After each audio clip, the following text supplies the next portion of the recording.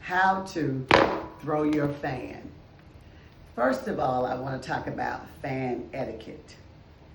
Make sure when you have your fan that you are not too close to anybody,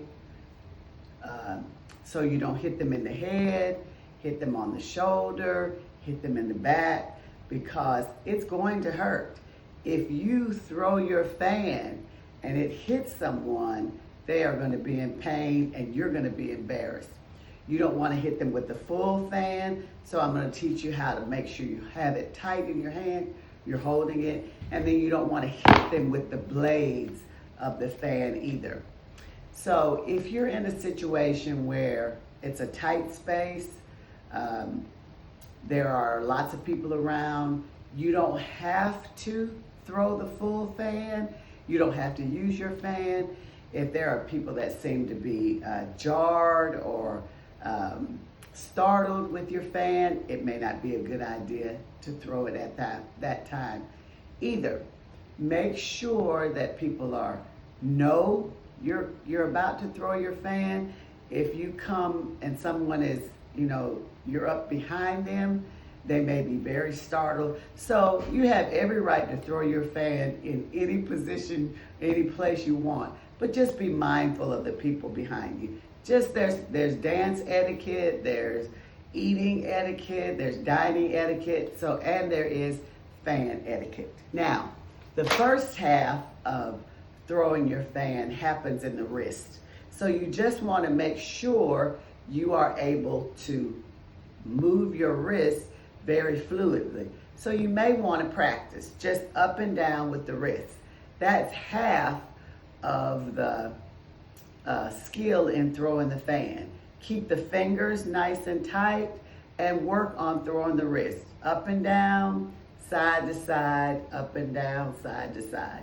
Start with your dominant hand, but you'll also want to use the other hand just in case. You may have a lot of people on your dominant side and you may need to go to the other side.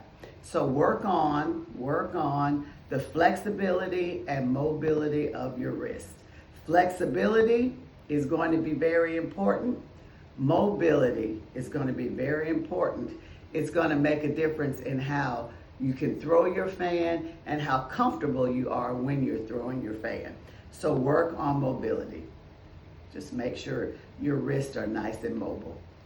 Also, now, the other half is holding the fan.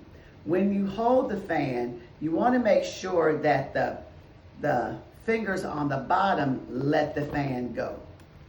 The fingers on the bottom let the fan go. So you'll have this inside of the fan towards you and let the rest of the fan go. When you throw your fan, you're not going to let the entire fan go. You're going to hold about 4 or 5 pieces of the fan in your hand, like a handle. So you'll let some of the fan go, and you'll hold a good 4 or 5 pieces in your hand. So remember, it's the wrist, and then you're going to let the bottom of the fan go. You want to let the bottom of the fan go and not all of it so you can snap it back in the hand. So you're going to let the wrist go and then let the fingers go. And of course, the more force that you do it with, the louder the fan is going to be. Does your fan need to be loud every time? No, it doesn't have to be loud every time.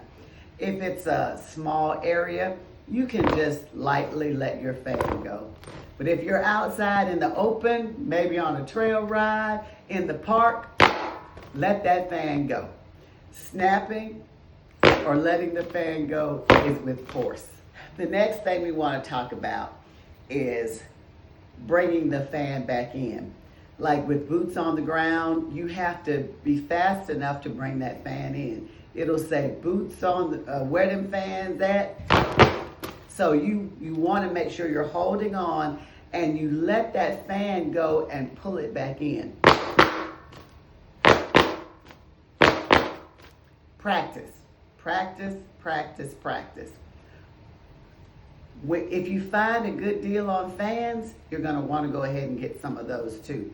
What I have done, because what I found is all the fans start to fray at the top and they'll fray along the center.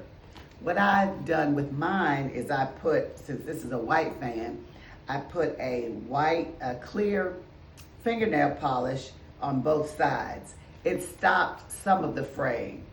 I should have done the top before it frayed, because of course it will go all the way down. So once you've used the fan for as long as you want to use it, it may be time to get another one. So if you find a good deal with fans, go ahead and get one. All fans are not the same. The little paper fans, they're not going to give you the pop that you want. You're going to want to get a fan that has a material in the center and then these plastic sticks. They're usually called dance fans. Of course, you look online and they have all boots on the ground fan. But you want to make sure it has a plastic, because otherwise it's not going to give you that snap that you want. You don't have to have your fan shoulder height. You can pop your fan in the air, pop it down low. It doesn't matter. So when you're practicing, start with the mobility of the wrist, and you can start with pushing the ends back up. That'll help you. You'll get to the point where you can pull it back up with one hand. And of course, the more you hold in your hand, the less you need to pull back up. So, I hope you have learned how to throw your fan. I hope you learned some fan etiquette. Just be mindful of the people around you. Some people get very startled because maybe they haven't been in a room where there's 100 fans popping at one time. It can be very loud. It can be very startling. But have fun, enjoy, and practice. The less dominant hand, you want to practice with that one also. It usually will take a bit of time with the less dominant hand, but anything we do with the less dominant hand works on our mobility and also has to work on our brain, because the brain has to kind of figure out how we're going to do it with that hand. So it's easy. Get some brain work in as you use your fan too.